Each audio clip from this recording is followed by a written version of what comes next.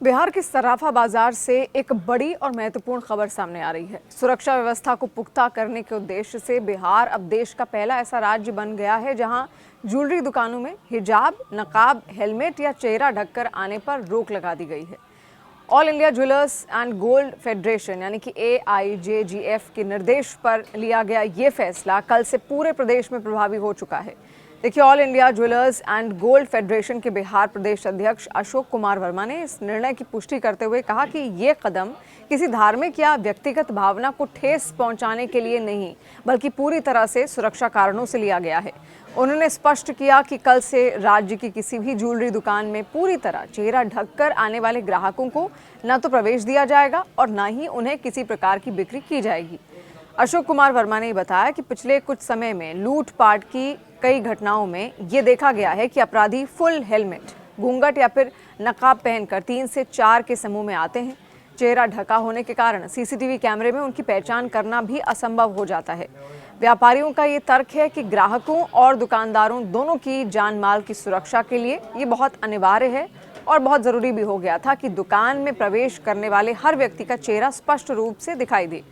बिहार के ज्वेलरी व्यापारियों ने इस फैसले का स्वागत किया है। उनका ये कहना है कि इस नई व्यवस्था से न केवल चोरी और लूट की घटनाओं में कमी आएगी, बल्कि पुलिस को भी संदिग्धों की पहचान करने में आसानी होगी। फेडरेशन ने सभी ग्राहकों से अपील की है कि वो सुरक्षा के इस नए प्रोटोकॉल का पालन करें और दुकान में प्रवेश करते समय अपना चेहरा खुला रखें। अशोक कुमार वर्मा ने यह भी कहा कि फेडरेशन पूर्व की घटनाओं को ध्यान में रखते हुए ये फैसला ले रहा है।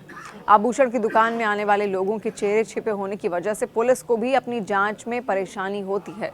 इसकी वजह से हमने ये फैसला लिया है। उन्होंने कहा कि हम लोग महिलाओं का बहुत सम्मान करते हैं, लेकिन उनसे अनुरोध करेंगे कि वो हमें सहयोग करें। जो महिलाएं हमारी अनुरोध को नहीं सुनेंगी, हम उनसे अपना सामान नहीं बेचेंगे, क्योंकि अभी सोने चांदी का भाव ज़्यादा बढ़ गया है। ऐसे में सुरक्षा के दृष्टिकोण से ये निर्णय ज़रूरी है। वहीं DGP, मुख्य सचिव और गृह मंत्रालय को पत्र लिखकर इसकी सूचना भी दे दी गई है। पटना के ज़्यादातर दुकानदारों ने दुकानों में ये नोटिस लगा दिया है। इसके साथ ही सर्राफा संघ ने इस फैसले की जानकारी जिला प्रशासन को भी दे दी है। अशोक कुमार वर्मा के अनुसार संबंधित अधिकारियों को इस बारे में अवगत करा दिया गया है, ताकि किसी प्रकार की गलतफहमी या विवाद की स्थिति उत्पन्न न हो। उन्होंने ये भी बताया कि आने वाले दिनों में राज्य के पुलिस महानिदेशक यानी DGP और मुख्य सचिव को भी इस निर्णय से औपचारिक रूप से अवगत कराया जाएगा। सर्राफा व्यापारियों का ये मानना है कि प्रशासन और व्यापारियों के आपसी सहयोग से ही इस तरह की आपराधिक घटनाओं पर प्रभावी नियंत्रण संभव है और इसी वजह से ये फैसला लिया गया है।